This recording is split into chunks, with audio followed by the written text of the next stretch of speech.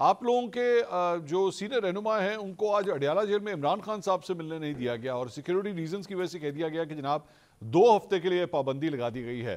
अब बड़े सवेर किस्म के सिक्योरिटी कंसर्न्स है। बताया गया था अडयाला जेल के आसपास से जो है वो दहशतगर्द भी पकड़े गए थे। तो आप लोगों के लिए तो ये पॉइंट ऑफ कंसर्न नहीं होना चाहिए, बल्कि इसके ऊपर एहतजाज किया जा रहा है कि हमें मिलने नहीं दिया गया।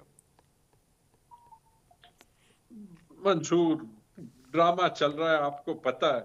आई एम सॉरी टू से कि चाहिए तो ये कि आप अपनी गलतियों से सीख लें।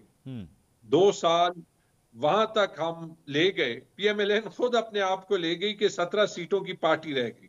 फॉर्म 45 की मैं बात कर रहा हूं, ठीक है।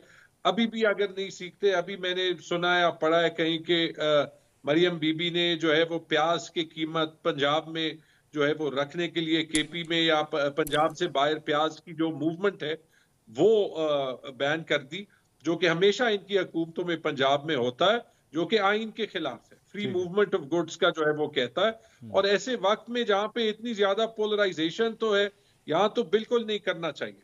यहां तक खान साहब की मुलाकात की जरूरत है। झगड़ा साहब, this has happened in your government also. Punjab की जब आप लोगों की हुकूमत थी, आप लोगों ने भी ये काम किए हुए हैं। यार वो अपनी जगह जहां पे हुआ होगा वहां पे हमने उसके अगेंस्ट भी स्टांस लिया है। ब्लैक एंड व्हाइट में मैंने खुद लिया है, क्योंकि एक यही हो जाता है ना कि हमारी ब्यूरोक्रेसी का कल्चर बन जाता है। हाँ। लेकिन जब आप सेंसिटिव टाइम में होते हैं तो फिर आप पे ज्यादा जिम्मेदारी होती है। इससे ज्यादा सेंसिटिव टाइम कोई नहीं। अच्छा, आप अभी मेरे से भी सवाल पूछ रहे हैं, मैं तनकीद कर रहा हूं, लेकिन कोशिश मेरी बारहा ये है कि जो एथनिक पोलराइजेशन है वो ना ज्यादा हो। वापस जाते हैं जो खान साहब के साथ मुलाकात की बात, ये उनका आईनी हक है, कोर्ट के ऑर्डर्स हैं। 2 दिन जो है वो जाना है। सबको पता है कि सजा गलत है।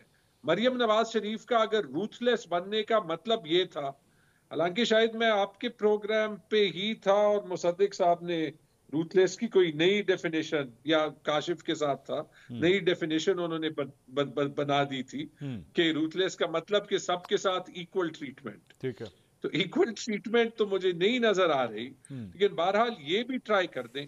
वैसे इसके साथ तो इसका कोई ताल्लुक नहीं कि सेनेट का शेड्यूल जो है वो अनाउंस हो गया और ये शायद ये नहीं चाहते कि खान साहब से जो है वो अंदर जाके इनपुट ली जाए। मुझे समझ में नहीं आ रही, लेकिन ये मिस्टेक्स अभी खत्म करने चाहिए।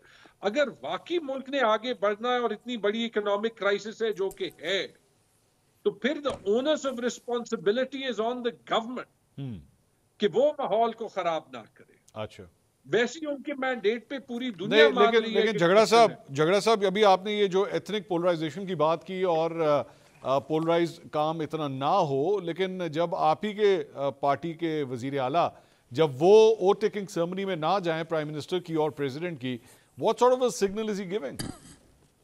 नहीं, फर्क है।